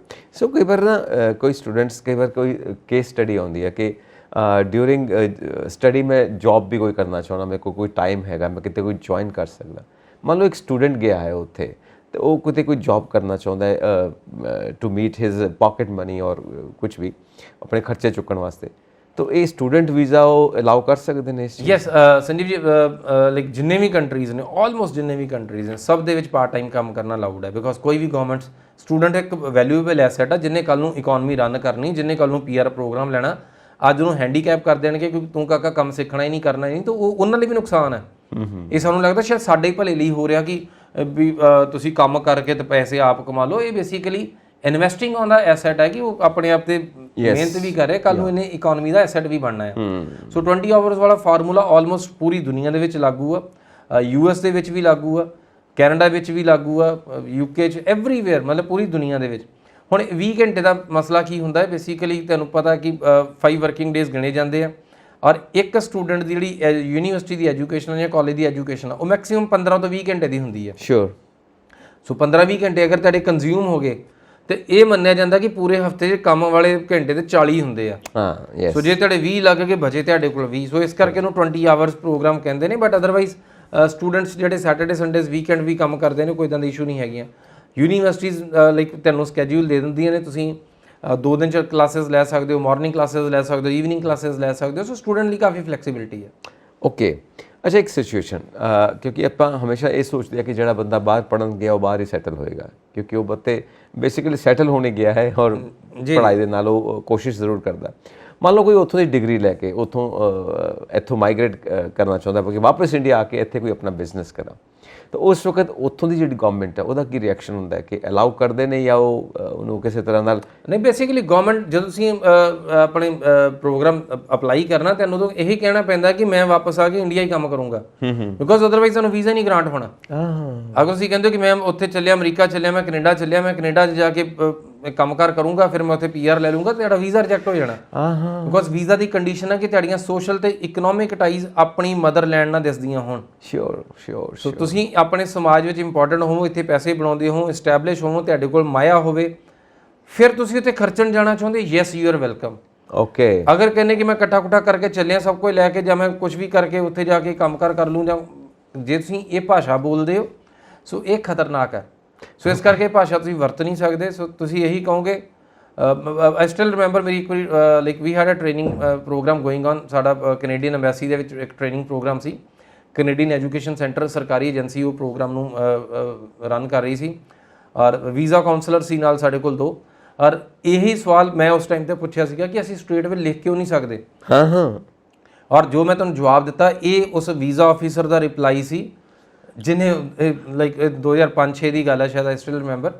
ਸੋ ਉਸ ਸਮੇਂ ਦੇ ਵਿੱਚ ਮੈਨੂੰ ਵੀਜ਼ਾ ਆਫੀਸਰ ਨੇ ਜੋ ਰਿਪਲਾਈ ਦਿੱਤਾ ਸੀ ਉਹ ਮੈਂ ਅੱਜ ਤੁਹਾਡੇ ਨਾਲ ਸਾਂਝੀ ਕੀਤੀ ਹੈ ਕਿ ਅਗਰ ਤੁਹਾਡੀਆਂ ਸੋਸ਼ਲ ਤੇ ਇਕਨੋਮਿਕ ਟਾਈਜ਼ ਆਪਣੇ ਮੁਲਕ ਨੂੰ ਖਤਮ ਹੋ ਜਾਣਗੀਆਂ ਤੇ ਨਾ ਤੁਹਾਨੂੰ ਅਸੀਂ ਵੀਜ਼ਾ ਦੇਵਾਂਗੇ, ਕਿਉਂਕਿ ਇਸ ਵੀਜ਼ੇ 'ਚ ਤੁਹਾਡੀ ਸ਼ਰਤ ਇਹ ਹੈ ਕਿ ਤੁਸੀਂ ਇਹ ਕਹੋਗੇ ਕਿ ਮੈਂ ਪੜ੍ਹਾਈ ਪੜ੍ਹ ਕੇ ਆਪਣੇ ਮੁਲਕ ਵਾਪਸ ਜਾਊਂਗਾ। ਪਰ ਜੇ ਉਹ ਬੰਦਾ ਉੱਥੇ ਸੈਟਲ ਹੋਣਾ ਹੈ, ਹੁਣ ਉਹ ਕੋਸ਼ਿਸ਼ ਕਰ ਰਿਹਾ, ਨਹੀਂ ਉਹ ਤਾਂ ਲੀਗਲ ਪ੍ਰੋਵੀਜ਼ਨ ਹੈ। ਲੀਗਲ ਪ੍ਰੋਵੀਜ਼ਨ ਦੇਖੋ ਗਵਰਨਮੈਂਟ ਨੂੰ ਵੀ ਪਤਾ, ਉਹਨਾਂ ਨੇ ਪ੍ਰੋਗਰਾਮ ਰਨ ਕੀਤੇ ਆ। ਸ਼ੋਰ। ਸੋ ਪ੍ਰੋਗਰਾਮ ਤਾਂ ਰਨ ਕਰਦੇ ਹੀ ਆ, PR ਤਾਂ ਸਭ ਨੇ ਲੈਣੀ ਆ। ਕੈਨੇਡਾ ਤੋਂ ਅਗਰ ਤੁਸੀਂ ਪਿਛਲੇ ਸਾਲਾਂ 'ਚ ਵੇਖੋਗੇ, ਇੱਕ ਬੱਚਾ ਵਾਪਸ ਨਹੀਂ ਆਇਆ। ਜਿੰਨੇ ਗਏ ਆ ਉਹ ਬੱਚੇ ਪੱਕੇ ਗਏ, ਨਾਲ ਪਰਿਵਾਰ ਲੈ ਗਏ, ਨਾਲ ਜੀਵਨ ਸਾਥੀ ਲੈ ਗਏ, ਗਾਂ ਬੱਚੇ ਵੀ ਉੱਥੇ ਪੈਦਾ ਹੋ ਰਹੇ ਆ। ਸੋ ਹੌਲੀ ਹੌਲੀ ਜਿਹੜੀ ਸਾਡੇ ਕੋਲ ਯੰਗ ਜਨਰੇਸ਼ਨ ਸੀਗੀ, ਸਾਡੇ ਕੋਲ ਹੌਲੀ ਹੌਲੀ ਘਟਦਾ ਹੀ ਜਾਣੀ ਆ। ਸਾਨੂੰ ਕਿਸੇ ਜ਼ਮਾਨੇ 'ਚ ਸਮਝ ਨਹੀਂ ਲੱਗਦਾ ਹੁੰਦਾ ਸੀ ਯੂਰਪ ਦੇ ਵਿੱਚ ਯੰਗ ਪਾਪੂਲੇਸ਼ਨ ਨਹੀਂ ਹੈਗੀ ਯਾਰ, ਅਸੀਂ ਵੀ ਯੂਜ਼ ਟੂ ਵੰਡਰ ਕਿ ਇਦਾਂ ਕਿਦਾਂ ਯਾਰ, ਕਿ ਮਤਲਬ ਯੰਗ ਸ਼ੋਲਡਰਸ ਨਹੀਂ ਹੈਗੇ ਉਹਨਾਂ ਦਾ ਸੋਸ਼ਲ ਸਿਕਿਉਰਿਟੀ ਦਾ ਸਿਸਟਮ ਚੱਕਣ ਨੂੰ। ਔਰ ਸਾਨੂੰ ਹਮੇਸ਼ਾ ਅਜੀਬ ਲੱਗਦਾ ਹੁੰਦਾ ਸੀ ਕਿ ਮਤਲਬ ਬੱਚੇ ਕਿੱਥੇ ਗਏ, ਬੱਚੇ ਕਿਉਂ ਨਹੀਂ ਹੈਗੇ। ਹੁਣ ਤੁਸੀਂ ਉਸ ਚੀਜ਼ ਨੂੰ ਬਖੂਬੀ ਸਮਝ ਸਕਦੇ ਹੋ ਕਿ ਸਾਡਾ ਆਉਣ ਵਾਲਾ ਭਵਿੱਖ ਕਿਸ ਤਰੀਕੇ ਦਾ ਆ। ਇੱਥੇ ਵੀ ਕਹਿਣਗੇ ਕਿ ਬੱਚੇ ਕਿੱਥੇ ਗਏ, ਤੈਨੂੰ ਅੱਜ ਨਹੀਂ ਲੱਭਦੇ। ਤੁਸੀਂ ਆਪਣੀ ਗਲੀ ਸੋਚ ਕੇ ਵੇਖੋ, ਤੁਸੀਂ ਆਪਣਾ ਮਹੱਲਾ ਸੋਚ ਕੇ ਵੇਖੋ, ਤੁਸੀਂ ਆਪਣਾ ਪਿੰਡ ਸੋਚ ਕੇ ਵੇਖੋ। ਤੁਹਾਡੇ ਪਿੰਡ ਦੀ ਗਲੀ ਦੇ ਵਿੱਚ ਅਗਰ ਤੈਨੂੰ ਬੱਚੇ ਦਿਸਣਗੇ ਤਾਂ ਉਹ ਸਾਰੇ ਇਸ ਸਾਈਜ਼ ਦੇ ਹੋਣਗੇ, ਯੰਗ ਨਹੀਂ ਹੋਣਗੇ। ਗਰੋਨ ਅਪ ਬੱਚੇ ਤੁਹਾਨੂੰ +2 ਤੋਂ ਬਾਅਦ ਵਾਲੇ ਬੱਚੇ ਜਿਹੜੇ 18 19 20 21 22 23 ਵਾਲੇ ਤੁਹਾਨੂੰ ਇਹ ਪੂਰ ਦਿਸਣਾ ਨਹੀਂ ਆ। ਹੁਣ ਇਹ ਸਾਰੇ ਦੇ ਸਾਰੇ ਬਾਹਰ ਹੀ ਜਾਣਾ ਚਾਹੁੰਦੇ ਨੇ ਕਿਉਂਕਿ ਇੰਡੀਆ ਦੇ ਵਿੱਚ ਓਪਰਚੁਨਿਟੀ ਨਹੀਂ ਹੈ। ਮਤਲਬ ਇਸ ਬੇਸਿਕਲੀ ਇਕੱਲੀ ਅਪਰਚੂਨਿਟੀ ਦੀ ਗੱਲ ਨਹੀਂ ਹੈਗੀ। ਬੇਸਿਕਲੀ ਜਿੱਦਾਂ ਮੈਂ ਇਹਨੂੰ ਸਮਝਦਾ ਆ, ਮੈਂ ਕਹਿੰਦਾ ਹੁੰਦਾ ਕਿ ਤੁਹਾਡੇ ਆਤਮ ਸਨਮਾਨ ਦੀ ਗੱਲ ਆ, ਤੁਹਾਡੇ ਮਾਨ ਸਨਮਾਨ ਦੀ ਗੱਲ ਆ। ਜਿਹੜੀ ਜੇਬ 'ਚ ਤੁਹਾਡਾ ਰੁਪਈਆ ਪੈਣਾ ਉਹਦੇ ਨਾਲ ਤੁਹਾਡਾ ਮਾਨ ਸਨਮਾਨ ਜੁੜਦਾ ਆ। ਸੋ ਸਾਡੇ ਉਹ ਮਾਨ ਸਨਮਾਨ ਵਾਲਾ ਰੁਪਈਆ ਆਉਂਦਿਆਂ ਤੁਹਾਡੀ ਉਮਰ 40 ਸਾਲ ਦੀ ਹੋਈ ਹੁੰਦੀ ਆ। ਯੈਸ। ਸੋ ਇੱਥੇ 18 ਸਾਲ ਦਾ ਬੱਚਾ ਆਤਮ ਸਨਮਾਨ ਦੇ ਨਾਲ, ਪ੍ਰਾਈਡ ਦੇ ਨਾਲ ਉਹਦੀ ਜੇਬ 'ਚ ਆਪਣਾ ਰੁਪਈਆ ਖੁਦ ਦਾ ਕਮਾਇਆ ਪਿਆ ਹੁੰਦਾ ਆ। ਸਾਨੂੰ ਸੋਸ਼ਲੀ ਸਿਕਿਉਰ ਕਰਨਾ ਆ। ਸਾਨੂੰ ਇੱਥੇ ਬਹੁਤ ਸਾਰੀਆਂ ਪ੍ਰੋਬਲਮਸ ਮਤਲਬ ਅਸੀਂ ਗੱਲਾਂ ਕਰਦੇ ਆਹ ਨਹੀਂ ਸਹੀ ਉਹ ਨਹੀਂ ਸਹੀ, ਐਂਡ ਫਾਈਨਲੀ ਇੱਕ ਸਾਨੂੰ ਲੱਗਦਾ ਕਿ ਇੱਥੇ ਸੋਸ਼ਲ ਸਿਕਿਉਰਿਟੀ ਘੱਟ ਹੈ। ਸੋ ਜਿਹਦਾ ਕਰਕੇ ਸਭ ਤੋਂ ਵੱਧ ਸੋਸ਼ਲ ਸਿਕਿਉਰਿਟੀ ਦੇ ਜਿਹੜੀ ਫਾਈਨੈਂਸ਼ੀਅਲ ਇੰਡੀਪੈਂਡੈਂਸ ਦੋ ਸਭ ਤੋਂ ਵੱਡੇ ਕਾਰਨ ਨੇ। ਇੰਪਲੋਇਮੈਂਟ, ਪੈਸਾ ਕਮਾਉਣਾ, ਇਹ ਸਭ ਤੋਂ ਵੱਡੇ ਕਾਰਨ ਨੇ ਜਿਹੜੇ ਸਾਡੇ ਸਟੂਡੈਂਟਸ ਨੂੰ ਬਾਹਰ ਭੇਜ ਰਹੇ। ਔਰ ਕੁਝ ਇਦਾਂ ਦੀਆਂ ਕੰਡੀਸ਼ਨਸ ਵੀ ਨੇ ਕਿ ਤਰੱਕੀ ਕਰਨ ਦੇ ਚਾਂਸਸ ਘੱਟ ਨੇ ਬਿਕਾਜ਼ ਮਾਹੌਲ ਜੋ ਬਣਿਆ ਹੋਇਆ ਹੈ। ਨਹੀਂ, ਸਾਡੇ ਦੇਖੋ India fast growing developing country ਹੈ। ਸੋ ਜਿੰਨੀ ਗਰੋਥ ਇੱਥੇ ਹੈ ਪੂਰੀ ਦੁਨੀਆ 'ਚ ਕਿਤੇ ਨਹੀਂ ਹੈ। ਪਰ ਇਹਦੇ ਪਿੱਛੇ ਪਰ ਲੱਗਦਾ ਆ। ਪਰ ਕਲੀਅਰ ਕਰੋ ਜ਼ਰਾ ਪਰ ਨੂੰ। ਰਾਈਟ, ਬਿਕਾਜ਼ ਸਾਡੇ ਇੱਥੇ ਗਰੋਥ ਬਹੁਤ ਹੈ ਬਟ ਸਾਡੇ ਹਾਲੇ ਪ੍ਰੋਗਰਾਮਸ ਨੂੰ ਤੁਸੀਂ ਐਲੋਕੇਟ ਕਰਕੇ ਤੁਸੀਂ ਇਹ ਮੇਕ ਸ਼ੋਰ ਨਹੀਂ ਕਰ ਸਕਦੇ ਕਿਹੜੀ ਸਕੀਮ ਕਿੱਥੇ ਜਾਰੀ, ਕਿੱਥੇ ਕੀ ਲੱਗ ਰਿਹਾ। ਸਾਨੂੰ ਸਟੇਜਾਂ ਤੋਂ ਮਤਲਬ ਇਹੀ 2 ਲੱਖ ਕਰੋੜ ਫਲਾਨਾ, ਸੋ ਅਸੀਂ ਫਿਗਰਾਂ ਵਿਖਦੇ ਹਾਂ 200,000 ਕਰੋੜ, ਮਤਲਬ ਅਸੀਂ ਅੱਖਰ ਹੀ ਸੁਣੇ ਆ। ਸੋ ਪ੍ਰੈਕਟੀਕਲੀ ਤੁਹਾਨੂੰ ਇਹਨਾਂ ਚੀਜ਼ਾਂ ਦੀ ਸਮਝ ਨਹੀਂ ਲੱਗਣੀ ਕਿ ਇਹ ਕਿੱਥੋਂ ਕੀ ਕਿੱਥੇ ਜਾ ਰਿਹਾ ਆ। ਸੋ ਇਸ ਕਰਕੇ ਪਰ ਲੱਗ ਜਾਂਦਾ ਪਿੱਛੇ। ਸੋ ਸਾਡੇ ਸੋਸ਼ਲ ਸਿਕਿਉਰਿਟੀ ਇੱਕ ਸਮੱਸਿਆ ਆ। ਦੂਸਰੀ ਸਾਡੇ ਇਨਇਕੁਐਲਿਟੀ ਹੈ, ਜਿਹੜੀ ਫਾਈਨੈਂਸ਼ੀਅਲ ਇਨਇਕੁਐਲਿਟੀ ਹੈ, ਬਹੁਤ ਜ਼ਿਆਦਾ ਹੈ। ਸੋ ਸਾਡੇ ਤੀਸਰਾ ਹੈਗਾ ਕਿ ਜਿਹੜਾ ਸਾਡੇ ਇਨਫਲੇਸ਼ਨ ਬਹੁਤ ਜ਼ਬਰਦਸਤ ਹੈ। ਸੋ ਤੁਸੀਂ ਬਾਹਰ ਪੈਸੇ ਕਮਾਉਂਦੇ ਹੋ, ਤੁਸੀਂ ਚਿਕਨ ਦਾਰੂ ਵੀ ਪੀਓ ਤੇ ਤੁਹਾਡੇ ਕੋਲ ਮੁੱਕਦੇ ਨਹੀਂ ਦਿਹਾੜੀ ਵਾਲੇ ਪੈਸੇ। ਸੋ ਇੱਥੇ ਤੁਸੀਂ ਦਿਹਾੜੀ ਵਾਲੇ ਪੈਸੇ ਤੋਂ ਤੁਹਾਡਾ ਗਾਂ ਬਣਦਾ ਕੀ ਆ ਤੁਸੀਂ ਸੋਚੋ।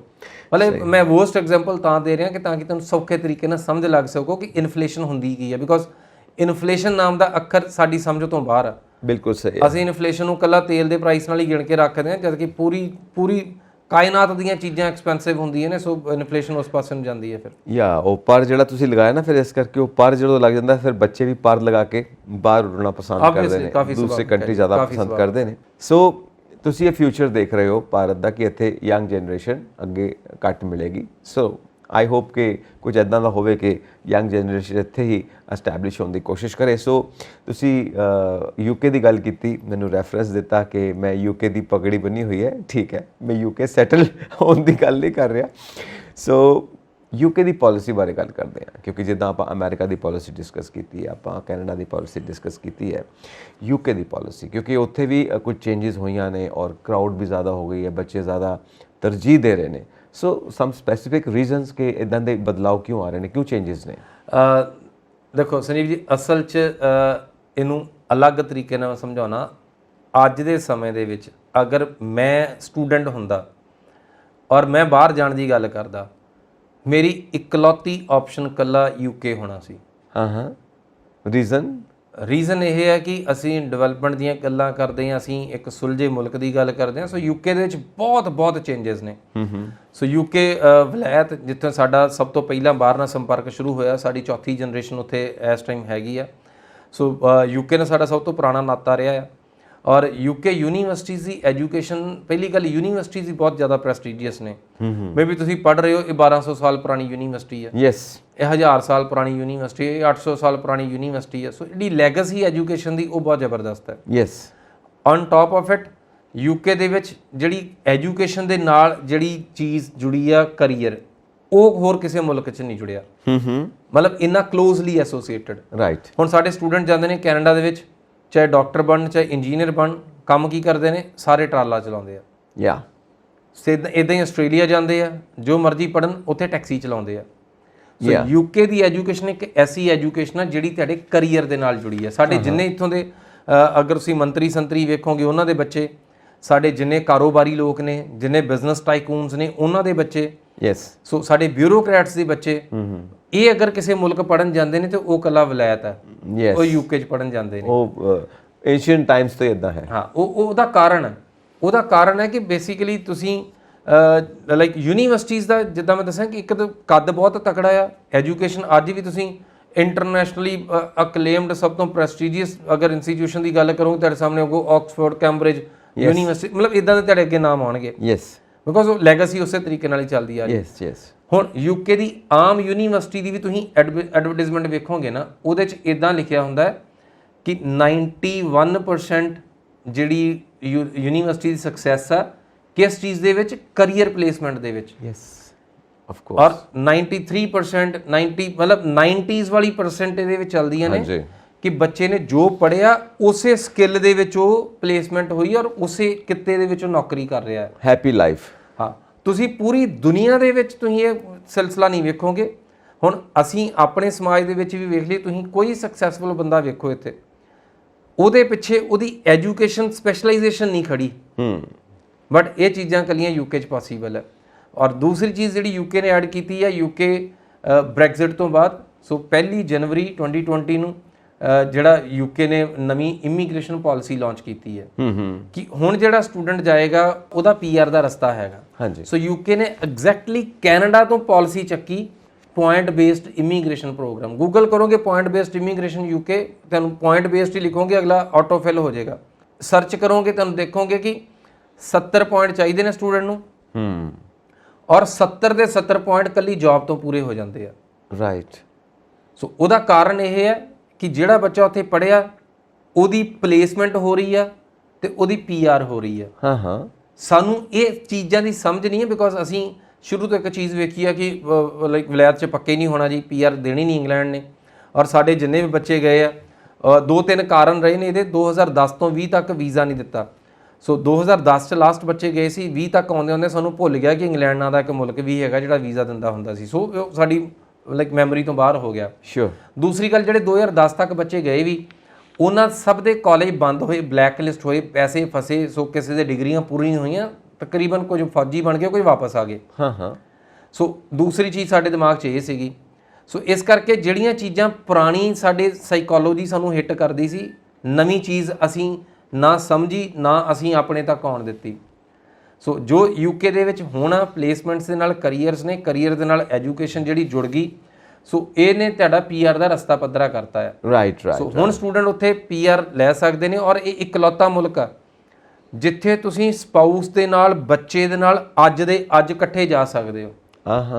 ਔਰ ਇਸ ਅੰਬੈਸੀ 'ਚ ਨਾ ਕੋਈ ਇੰਟਰਵਿਊ ਚੱਲਦੀ ਹੈ, ਇਕੱਲੇ ਨੰਬਰਾਂ ਦੇ ਆਧਾਰ ਤੇ ਅਗਰ ਨੰਬਰ ਕੁਆਲੀਫਾਈ ਕਰਦੇ ਨੇ ਤੇ ਵੀਜ਼ਾ ਰਿਜੈਕਟ ਨਹੀਂ ਹੁੰਦਾ। ਪਿਛਲੇ 1.5 ਸਾਲ ਦੇ ਵਿੱਚ ਇੱਕ ਸਟੂਡੈਂਟ ਦਾ ਵੀਜ਼ਾ ਸਾਡੇ ਵੱਲੋਂ ਰਿਫਿਊਜ਼ ਨਹੀਂ ਹੋਇਆ। ਇੰਨਾ ਆਟੋਮੈਟਿਕ ਹੈ। Right sir. ਸੋ ਯੂਕੇ ਇੱਕ ਐਸਾ ਕੰਟਰੀ ਆ ਕਿ ਜਿਹੜੇ ਸਟੂਡੈਂਟਸ, ਮਤਲਬ ਮੈਂ ਤਾਂ ਆਪਣੀ ਉਦਾਹਰਨ ਦਿੱਤੀ ਕਿ ਅਗਰ ਮੈਂ ਜਾਣਾ ਹੋਵੇ ਅੱਜ ਦੇ ਸਮੇਂ ਦੇ ਵਿੱਚ ਤੇ ਮੈਂ ਇਸ ਮੁਲਕ ਦਾ ਰੁੱਖ ਕਰੂੰਗਾ। ਫਿਰ ਤੁਸੀਂ ਯੂਐਸ ਕੈਨੇਡਾ ਜਾਂਦੇ ਹੋ, ਤੁਹਾਨੂੰ ਹਮੇਸ਼ਾ ਕੋਈ ਨਾ ਕੋਈ ਸਾਥੀ ਚਾਹੀਦਾ। ਮੈਂ ਕੰਮ ਤੇ ਜਾਣਾ, ਗੱਡੀ ਹੈ ਨਹੀਂ, ਮੈਨੂੰ ਕੋਈ ਹੋਰ ਸਾਥੀ ਚੱਕੇ ਦੇ ਨਾਲ ਲੈ ਕੇ ਜਾਵੇ। ਸੋ ਤੁਸੀਂ ਕਿਤੇ ਬਾਹਰ ਘੁੰਮਣ ਵੀ ਜਾਂਦੇ ਹੋ, ਤੁਹਾਨੂੰ ਹਮੇਸ਼ਾ ਹੁੰਦਾ ਕਿ ਕੋਈ ਮੈਨੂੰ ਏਅਰਪੋਰਟ ਤੋਂ ਚੱਕੂਗਾ, ਲੈ ਜਾਊਗਾ, ਘੁਮਾਊਗਾ, ਫਰਾਊਗਾ। ਸੋ ਤੁਸੀਂ 100% ਉਹਨਾਂ ਦੇ ਉੱਪਰ ਡਿਪੈਂਡੈਂਟ ਹੋ। ਯੂਕੇ ਦੇ ਵਿੱਚ ਤੁਹਾਨੂੰ ਕਿਸੇ ਦੀ ਲੋੜ ਨਹੀਂ ਆ। ਜਿਹੜਾ ਟਰਾਂਸਪੋਰਟੇਸ਼ਨ ਸਿਸਟਮ ਹੈ ਉਹ ਪਰਫੈਕਟ ਹੈ, ਮਤਲਬ ਇੰਨਾ ਜ਼ਬਰਦਸਤ ਹੈ ਕਿ ਇਸ ਤੋਂ ਬਿਹਤਰ ਟਰਾਂਸਪੋਰਟ ਸਿਸਟਮ ਹੋ ਨਹੀਂ ਸਕਦਾ।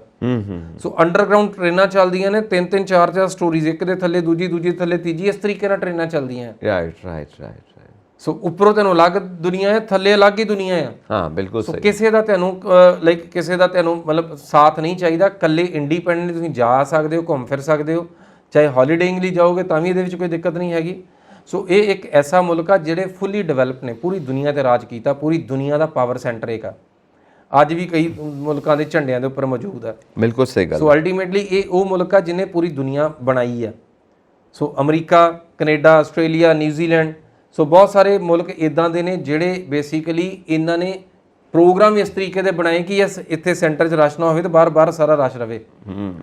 ਸੋ ਇਸ ਕਰਕੇ ਪਾਲਿਸੀਜ਼ ਡਿਜ਼ਾਈਨ ਹੋਈਆਂ ਸੀ, ਪਰ ਜਦੋਂ ਤੋਂ ਸੋਸ਼ਲ ਸਿਸਟਮ ਦੇ ਵਿੱਚ ਕਮੀ ਆਈ, ਜਦੋਂ ਤੋਂ ਲੇਬਰ ਮਾਰਕੀਟ ਦੇ ਸ਼ਾਰਟੇਜ ਹੋ ਗਈ, ਜਦੋਂ ਤੋਂ ਵਾਈਟ ਸਕਿਨ ਬ੍ਰਦਰਹੁੱਡ ਤੋਂ ਧਿਆਨ ਹਟ ਗਿਆ, ਜਦੋਂ ਤੋਂ ਯੂਰਪੀਅਨ ਯੂਨੀਅਨ ਤੋਂ ਅਲੱਗ ਹੋ ਗਏ, ਬ੍ਰੈਗਜ਼ਿਟ ਵਾਸ ਦਾ ਫਾਈਨਲ ਸਟੇਜ ਕਿ ਜਿਹਨੇ ਸਾਊਥ ਏਸ਼ੀਆ ਨੂੰ ਇੰਪੋਰਟੈਂਟ ਕੀਤਾ। ਯੈਸ, ਹੁਣ ਸਾਡੇ ਸਟੂਡੈਂਟ ਇੰਪੋਰਟੈਂਟ ਨੇ, ਇੰਗਲੈਂਡ ਦੇ ਵਿੱਚ, ਵਲਾਇਤ ਦੇ ਵਿੱਚ ਪੜ੍ਹਨਗੇ ਵੀ, PR ਵੀ ਲੈਣਗੇ, ਔਰ ਮਿਨੀਮਮ ਐਜੂਕੇਸ਼ਨ ਨਾਲ ਪਰਿਵਾਰ ਦੇ ਨਾਲ ਵੀ ਜਾ ਸਕਦੇ ਨੇ। Wonderful. So thank you so much, ਤੁਸੀਂ ਐਨਲਾਈਟਨਮੈਂਟ ਦਿੱਤੀ ਹੈ, ਤੁਸੀਂ ਇੱਕ ਵੰਡਰਫੁਲ ਇਨਫੋਰਮੇਸ਼ਨ ਦਿੱਤੀ ਹੈ ਔਰ ਸਾਡੇ ਦਰਸ਼ਕਾਂ ਦੇ ਵਾਸਤੇ ਫਾਇਦੇਮੰਦ ਵੀ ਹੋਏਗੀ। ਔਰ ਅਸੀਂ ਰਿਕੁਐਸਟ ਕਰਦੇ ਹਾਂ ਕਿ ਤੁਸੀਂ ਆਪਣੇ ਵਿਚਾਰ ਸਾਨੂੰ ਜ਼ਰੂਰ ਇਨਬਾਕਸ ਕਰਿਆ ਕਰੋ, ਕੋਈ ਕੁਐਰੀ ਹੋਵੇ ਜ਼ਰੂਰ ਇਨਬਾਕਸ ਕਰਿਆ ਕਰੋ। ਸੋ ਅਰਵਿੰਦਰ ਜੀ ਸਾਡੇ ਨਾਲ ਹੁੰਦੇ ਨੇ, ਤੁਹਾਡੀ ਹਰ ਗੱਲ ਦਾ ਜਵਾਬ ਤੁਹਾਨੂੰ ਦਿੱਤਾ ਜਾਏਗਾ। So thank you very much ਕਿ ਤੁਸੀਂ ਇਸ ਪ੍ਰੋਗਰਾਮ ਦਾ ਹਿੱਸਾ ਬਣਦੇ ਹੋ। ਤੁਹਾਡਾ ਵੀ ਬਹੁਤ ਬਹੁਤ ਸ਼ੁਕਰੀਆ ਕਿ ਤੁਸੀਂ ਸਾਡੇ ਦਰਸ਼ਕਾਂ ਨਾਲ ਆਪਣੀ ਜਾਣਕਾਰੀ ਸਾਂਝੀ ਕਰਦੇ ਹੋ। Thank you very much. ਸੋ ਅਸੀਂ ਆਪਣੇ ਦਰਸ਼ਕਾਂ ਨੂੰ ਇਹ ਕਹਿਣਾ ਚਾਹਾਂਗੇ ਕਿ ਤੁਸੀਂ ਇਸੇ ਤਰ੍ਹਾਂ ਹੀ ਸਾਡਾ ਚੈਨਲ ਵੀ ਸਬਸਕ੍ਰਾਈਬ ਕਰੋ ਔਰ ਸਾਨੂੰ ਆਪਣੇ ਕਮੈਂਟਸ ਵੀ ਲਿਖ ਕੇ ਭੇਜੋ, ਤੇ ਹੋਰ ਅਪਡੇਟਸ ਦੇ ਲਈ ਵੇਖਦੇ ਰਹੋ ਪੰਜਾਬ ਮੇਲ USA TV। ਸਤਿ ਸ਼੍ਰੀ ਅਕਾਲ ਜੀ।